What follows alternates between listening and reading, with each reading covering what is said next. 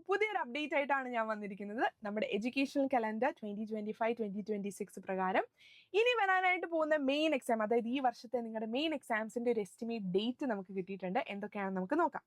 First term ആയ ഓണപരീക്ഷ, അതായത് ഇനി വരാൻ പോകുന്ന നെക്സ്റ്റ് മന്ത് നടക്കാനായിട്ട് പോകുന്ന ഓണപരീക്ഷ August 18 to 29 ആണ് ഡേറ്റ് കിട്ടിയിരിക്കുന്നത്.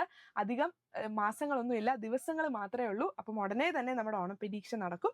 അത് കഴിഞ്ഞിട്ട് ഓണം എക്സാം കഴിഞ്ഞിട്ട് നേരെ വരുന്നതാണ് ക്രിസ്മസ് എക്സാം. നമുക്ക് ഡേറ്റ് തന്നിരിക്കുന്നത് December 8 to 18 ആണ്. നേരത്തെ ഡേറ്റ്സ് തന്നിരിക്കുന്നത് നിങ്ങൾക്ക് അതിനനുസരിച്ച് പ്ലാൻ ചെയ്ത് പഠിക്കാൻ വേണ്ടിയാണ്.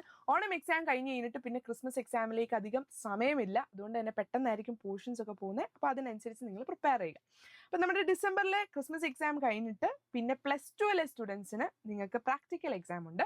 പ്രാക്ടിക്കൽ എക്സാം ജനുവരിയിലാണ് നടക്കുന്നത്. അപ്പോൾ ജനുവരി 22 തൊട്ടായിരിക്കും നിങ്ങളുടെ പ്രാക്ടിക്കൽ എക്സാംസ് കണ്ടക്ട് ചെയ്യാനായിട്ട് പോകുന്നത്.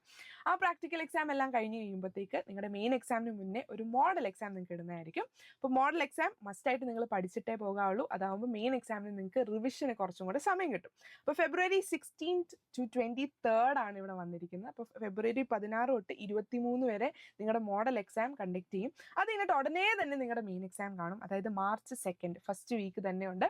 അപ്പം അതുകൊണ്ട് അധികം മാസങ്ങളില്ല, പക്ഷെ അത് നല്ലൊരു കാര്യമാണ്. നിങ്ങൾ പഠിച്ച കാര്യങ്ങളൊന്നും മറന്നു പോകത്തില്ല.